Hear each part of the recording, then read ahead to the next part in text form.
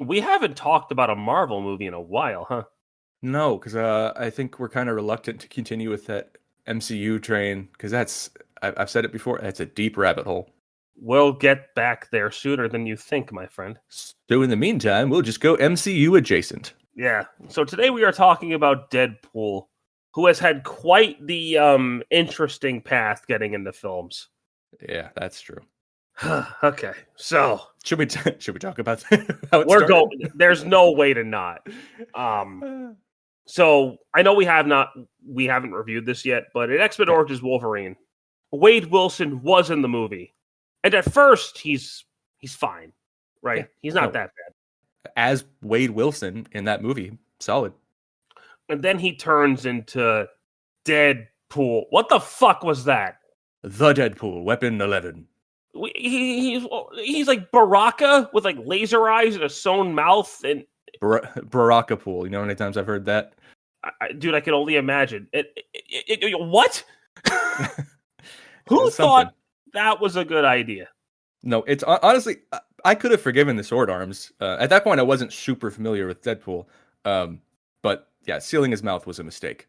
It's not like that's what the character's known for or anything. The Merc with a mouth. What do we do? No, it's oh god, it's been talked about to death. But no, it was proven like that Ryan Reynolds is the right choice. Again, when he's Wade Wilson before turning into the Weapon, the Deadpool, he's solid. He's fine. Yeah, nobody. I remember I watched a review back in the day, and the guy even said, "Yeah, like at the beginning of the movie, he's not bad." And then they turn him into that thing. Yeah, X-Men Origins Wolverine was that mid credits, post credits, whatever scene that they were supposed to make a Deadpool follow up movie. I'm glad they didn't. Yeah, no, that wouldn't have been good. I mean, on the Origins thing was supposed to start a whole spin-off prequel franchise, but that movie failed so hard They that it turned ended everything. and just made First Class, which just rebooted the whole series. And we'll get to. Yeah. I have a theory about that involves this movie, but I'll get to what you think later on. Okay. So then we got that leaked air quotes test footage, It's still, we don't know who did that. but with Chad Ryan Reynolds as the voice, everyone was like, "Yeah, just do that." And they were like, "Okay." Because the thing is Fox didn't want to fund it. And then they saw like how like well received it was, and now Deadpool is a moneymaker. All of his movies have made a shit $1 tillion. But even this one, they still didn't want to fund it, especially because it was rated R. But Well, I don't think you can do a Deadpool movie that isn't rated R. I just don't think it's possible. Well, I haven't actually watched this, but they did test it with Once Upon a Deadpool. Yeah, and then Deadpool and Wolverine is R rated again. So obviously it didn't work that well. Yeah, I don't know. I don't know. I never, like I said, I never saw that PG-13 edit of Deadpool 2, but I'll probably watch it this Christmas. We will not be talking about that until we record Deadpool 2. But it's the same movie. It's just dumbed down. it'll just be like a brief thing at the end of Deadpool 2 review. So yeah. I said this, I believe, in the X-Men review. Ryan Reynolds is just perfect Deadpool. A lot of this review might be me gushing about how good Ryan Reynolds is as Deadpool. Oh, great. But he really is, though. No, he's the right choice. I mean, he's the reason this movie even got off the ground in the first place. Something I like about the movie structure is it's not told in a linear format. Up to a certain point, yeah. And it's strange, like the first half or so. Because when the movie starts, he's already Deadpool. Well, technically, the first thing you see is a slow motion version of the end of that test Those footage. Are some of the greatest opening credits I have ever seen. Yeah, starring a CGI character funded by some asshat. But I feel like there's a reason that they opened with that, because if you're paying attention, that's the test scene. footage. Yep. It's slightly modified, slightly altered, but is essentially that test footage. Yep. But this movie's got some solid action pieces. Bad Deadpool. Good Deadpool. Stupid. Worth it. And then don't forget, this was a Valentine's Day movie. I know. I took my girlfriend at the time to see it on Valentine's Day. Same. We're still together. We are not. This is not my current girlfriend loves Deadpool. My ex, not so much. Anyway, So, moving on from that sad sap of a story. Yeah. Well, I mean, it does kind of tie into Deadpool's own story. Yeah, I guess. Because Deadpool's whole thing is he was a mercenary who then started doing odd jobs like stalking people with pizza after they were stalking girls and threatening their lives, and then taking a shit in somebody's toilet and then calling him a pussy, which is just one of the greatest clapbacks ever. I don't know if you caught that joke, but I thought it was really fun. I don't know if I did either. No, so like when at the beginning when the pizza guy shows up and he's at the guy's apartment taking a shit, like the whole joke is whose kitty litter did I just shit in? But he says that he's flushing the toilet because he's calling the guy a pussy. Oh, okay. That's calling him a cat. That's a weird stretch of a joke, but okay. I mean, I caught that. Yeah, he flushed the toilet and called it kitty litter, but that's a roundabout way to say that. I will shoot your fucking cat. There will be a lot of F-bombs in this review. The movie doesn't hold back, so why should I? The delivery... Oh, God, no, you just want to make up for having to go so PG for K-pop. Yes, exactly. Gotta balance the scales here. That's right. You know, the best part about him asking where Francis is the whole movie is that a lot of these henchmen dudes might not even know that's Ajax's name. And he's just slaughtering them. So dude, when Colossus shows up, nobody's getting hurt, as there are just dead bodies everywhere. He was there when I got here. That's something that's great about this movie. You have... Okay, here's my thing. Oh, no. Does this take place in the rebooted timeline after Days of Future Past? No, here, I literally have this written down. And we've talked about this more recently, but it's... When you see the school, when you see Xavier's school, it's like, that's the same building. From the X-Men universe. It's like, oh, wait, is this in the X-Men universe? Wait, who's that? That's not the Colossus I know. So it's not in the X-Men universe? And the in-continuity rabbit hole just continues to dig deeper. Stewart or McAvoy. These timelines are so confusing. Yeah, so, I don't know. As far as there's no way to make these movies fit together in any way. The best you can do is say that the Deadpool trilogy and Logan take place in the same universe, but nothing else works. It has to take place in the same universe as Logan. So unless he went there with the stupid time machine from Deadpool 2, I don't know. They're not going to tell you. I mean, Deadpool could always just walk off set and be like, "Where's it take place in the timeline again?" He can just do that. But the fact that the main villain's name is Francis is really funny. It's if it's not Francis, it's a soap. Yes. Deadpool's whole motivation in this movie is I forgot what kind of cancer they said he had, but it was like all of them.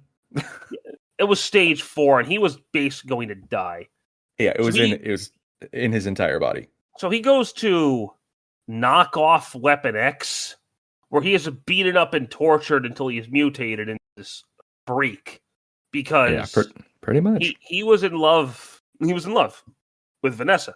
Their whole sequence of falling in love is literally just them having sex every day. Even before that, the thing that made them fall for each other was the my childhood sucked back and forth like instantly. It was sealed the deal there. You had a dishwasher. It was basically Gimp suit, 24 hours Gimp suits, ball gags, and clown porn. How do you get away with shit like this? But no. Actually, sorry, it wasn't that sealed the deal. It was the Voltron ring. 5 mini lion bots. 3 minutes. We'll do the other 2 minutes, 35 seconds. Cuddle. Hakuna his tatas. And that was before Disney owned this movie. It's not like they held back at all, really, in Deadpool and Wolverine. No, definitely not. But despite this movie being an action comedy, though, a large chunk of it is actually pretty dark. Oh, dude. Deadpool's story is a lot more tragic than you would think it is, given his character. But, oh my god, like the torment he goes through when he's in that knockoff Weapon X program. Holy shit. Yeah, there's one thing I'm a bit unclear on. I mean, I know this is just the editing, but the way, when he gets put into that suffocation chamber, the way it's edited makes it look like it worked pretty much right away, but he must have been in there for a while. It's just, how long? I mean, they said he was going to be in all weekend, but yeah, but then like as soon as Francis Ajax walks away, it looks like it immediately works, which obviously it didn't. It's just a weird edit. And then he blows the place up. And that fight scene he has with Francis is pretty brutal. Yeah. Did you ever think you'd see Ryan Reynolds in a fully nude fight scene? No, and I never thought I would take one seriously either. Thing, but this is actually a pretty intense fight. It is. And then, like, going back to the fight scene at the beginning, that shit is chaotic. He just comes in, he puts a cigarette lighter out on somebody's head that puts in their mouth. He cuts people apart with car wheels and chains. That one shot where he shoots 3 people through the head, that was badass. I'm touching myself tonight. Wait, you or him? I'm not finishing that sentence. Anyway. Because I believe it either way. Oh, man. But then, dude, when he shows back up to the real world after he gets out of the Weapon X thing, the way TJ Miller just verbally assaults him, I was like, you are a really bad friend, dude. I'm pretty sure that back and forth was improvised. That was just, you will die alone. Yeah. I think there were a lot more versions of what he said there. Did you know about the radioactive Sharpay line being straight from the comics? I did not know that was straight from the comics. I'm sorry, I can't remember exactly how he said it in the movie, but no, there's a line in the comics where he basically says, I'm Ryan Reynolds crossed with a Sharpay. I love that. And yeah, they put that in the movie. He references Ryan Reynolds by name a couple of times. Yeah, and I think that was one of them. Ryan Reynolds crossed with a radioactive Sharpay, something along those lines. Or then, when he's talking about Wolverine right at the beginning, when he's talking to the camera, and he does the Australian accent, I was like, oh, God, a smooth pair of criminals down under. pair of smooth criminals down under, sorry. I love how they don't explain why his eyes can move. They could just move. Yeah, and it was the right choice. He needs to be emotive. And then, dude, the whole subplot about the cab driver's cousin. What? I'm so proud of you. Kill him. Don't do all that. Kill him. How'd you feel about Negasonic Teenage War? That name is something. Can we trade names? She's funny, just stoic, and clearly has more personality than she'll let out. And then his roommate, Blind Al, who's blind and old and black. That's how he describes her. I know. I'm telling the audience so I don't get canceled. Now, you're going to get canceled for something at some point. So I know. I think one of my favorite jokes in the whole movie is when he chops his hand off, and it's giving Colossus the middle finger. Yeah, it's good. And then the final battle is a lot more chaotic than you'd expect to be. See, okay, so you just did the same thing that I told you before we started recording. There's like nothing to talk about for the a third of the movie. There was a fourth wall joke that I remembered that I was like, that's my favorite one in the movie, where he goes to get Colossus and Negasonic Teenage Warhead's help. He's like, for such a big house, it's weird that I only ever see the two of you. It's almost like the studio couldn't afford more X-Men. Which is exactly what happened. And they just look at him like, what? What? Yeah, no, that's the thing. That's the funny thing about the way Deadpool works. In universe, as far as anybody's concerned, he's just crazy and rambling, so they just don't pay attention to his fourth wall breaking. But he's like, I'm not talking to you, I'm talking to them. Like, he's looking at the camera. But shut up. He is actually saying these things out loud. They just think he's nuts. I mean, they assume he's crazy, but yeah, he definitely is crazy. But they assume there's nothing more to it than that.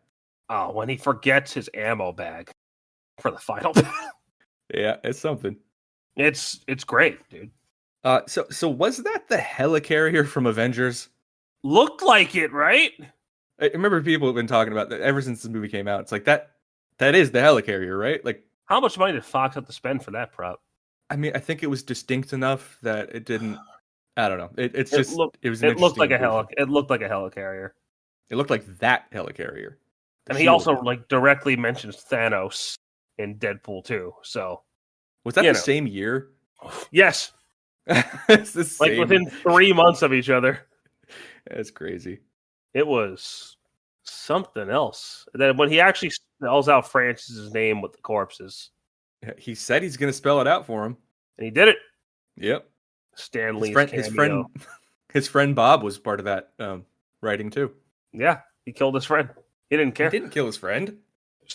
Looked like he killed his friend. He knocked him out. He just used his unconscious body to spell Francis. All right, sure. Yes. Bob's the only one I think who survived that fight.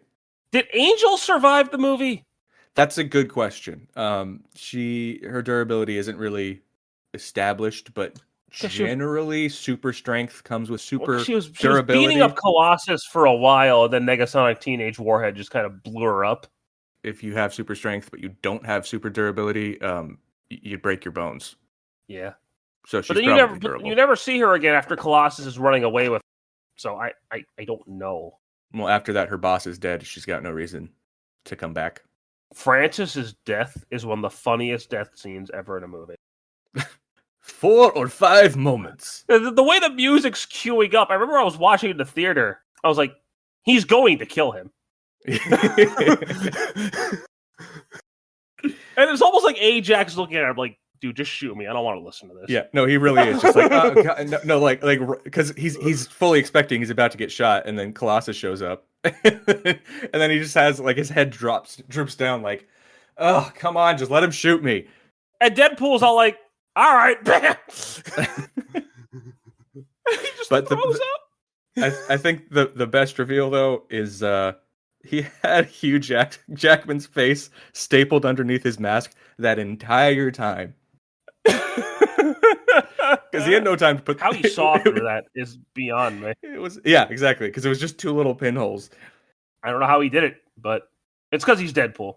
Yep, he can do whatever he wants. This movie is just a whole lot of fun. It is, yeah, and it definitely continued. I feel like we'll get to Deadpool 2 at some point, but I feel like I'm a bit in the minority on that one because I don't really care for the second one that much. No, I'm not big on Deadpool 2 either. But Deadpool and Wolverine, on the other hand. See, I love the first Deadpool.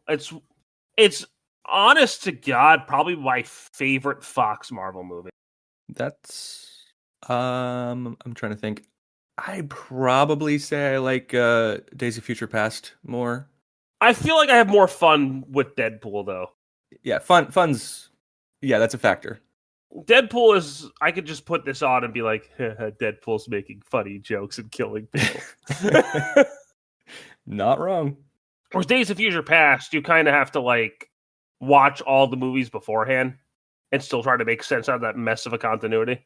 It is a mess. Yeah. Yeah. I mean, there's probably 3 or 4 distinct timelines that don't fit together within the span of those movies. Yeah. It's a bit much. But I love how the post-credit scene is straight up just Ferris Bueller's Day Off. It's the Ferris, because that was one of the. It wasn't. I don't know if it was the first, but it's one of the first known ones to do that. You're still here? Go home. It's over. Go home. Oh, by the way, we're totally getting Cable. I love how none of the actors he mentioned ended up playing Cable. I can't remember who he said. Keira Knightley was one of them. Oh well, no, she was definitely. Actually, you know what? It's not out of the realm of possibility. I think Stephen Lang was one of them, the guy who played the bad guy in Avatar. Oh, yep. I was like, I know that name. I couldn't place him. And there was somebody else who was a big dude, but I can't remember. Point is, it was none of those people. No, it was not The Rock. I know. I would hate to have The Rock in a Marvel movie. Oh my! It's amazing he hasn't forced his way in yet. Well, he would try to take over, like he did with DC. That's what they say. But yeah, Deadpool's just a fun, turn your brain off, watch people die kind of movie. But Cody. Yes, sir. What are we talking about when you return, my friend? That's a good one. I had a few I was thinking of, but I'm not sure which way I wanted to go with it. Let's do another fun one that doesn't get talked about quite enough, despite being kind of a masterpiece, and that's Who Framed Roger Rabbit. Oh, shit! All right. That one got me excited. Good, because that's always good. Let's do this. All right, guys. Thank you so much for watching. I do appreciate it, and we'll see you next time for Who Framed Roger Rabbit. Take care.